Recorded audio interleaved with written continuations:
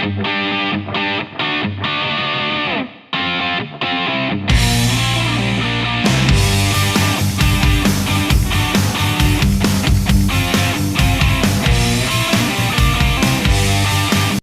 everybody, Lieutenant Joe here for Hope is Not a Tactic. So, when we talk about school safety and security, I think one of the first things we need to discuss is a culture of security. So, that's what we're going to talk about in this program. We'll understand what a culture of security is and how it can help you and your school, your business, and any place where people gather, your workplace, so that it can be a better, safer place for everybody. Our program is brought to you by riottint.com. They make window safety and security film, amazing stuff. Go take a look. blue360media.com. That's my publisher of all my books. And going into a whole new area of training for schools and everything else. It's going to be amazing part of the platform, blue360media.com. And also Medical Essential Diagnostics, a New Jersey-based company right now. They are a health provider, right? So you go to them if you are a state worker of any kind, state, local, municipal, whatever, in the state of New Jersey. There's 6 offices. You and 2 adults in your family over 18 show up. No cost to you. You can get a complete health screening and you find out that you're okay. Enjoy that pension, right? So go take a look at all our sponsors. And so what exactly is a culture of security? Well, a culture of security is it's actually a organization-wide mindset about safety and security. It's about understanding the potential threat you face and then making sure everyone is prepared and considers safety and security in all of the things that you do. Now, right off the bat, I got to tell you, we can scare ourselves to death over safety and security, right? We can be thinking someone's coming to get us at every minute, and that's not the point. The reality is we need to be aware and prepare for violence, right? So I ask this question at every lecture I do when I talk about safety and security, especially for our schools. I said, the number of schools in the country, about 300,000. The number of real attacks on schools every year is between 40 and 50. And when you do that math, you realize the chances of anything happen are really very, very small statistically, right? But here's what I always ask. Can anybody tell me when and where the next one will be? When will the next school shooting take place? Where will it take place? When? I'll be there. I'll show up there early and I'll be a hero, right?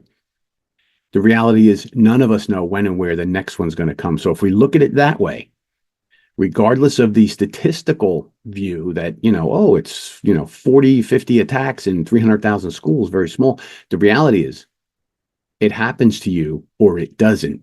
You had better be prepared. And that's the whole idea. That's why we do this. So a culture of security is something that you want everyone in your facility to have an understanding of. Like they need to know what's their policy and procedure for safety and security. They need to be trained to be able to recognize potential danger. They need to be able to understand how they should react, how they could react, and what they could do. So that means if you run the organization, you run the facility, the school, the business, whatever, it's incumbent on you to get a threat assessment of your facilities to make sure you know where you're strong and where you're weak when it comes to safety and security. You need to have your policy reviewed regularly to make sure it's updated with best practices. Then you need to make sure your staff and everybody in your buildings is properly trained and they know what to do if something were to happen or if they saw some kind of potential problem. See, now you could get a dog like we hear barking here. This is our rescue dog, Arthur, and he's very excited when he sees somebody coming by. So you could have a dog. A dog would be something you could have in your facility. But the reality is we need other things. We need policy, procedure, cameras, visitor management, lots of those things. So a culture of security starts from the top of your organization and it's worked down to every single employee in your facility to make sure everything is prepared and ready to go. One of the things I see is when there's training for groups. What kind of training? De-escalation training, very, very important. I think many states now are starting to mandate that your staff have de-escalation training. So I think that's a good idea.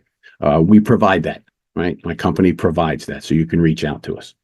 if that's something you need help with. I write a lot about it, so you can go look at campussafetymagazine.com. You can look at thebluemagazine.com. I write about these things all the time. A culture of safety is healthy when people are not paranoid, but they feel prepared and they feel empowered to respond. So that's why running good drills is important. That is why having the right equipment in place, the right policy, all of this. So that's a culture of security. And here's the things you need to ask yourself. What is our culture of security in my facility, in my school, in my district, in my business?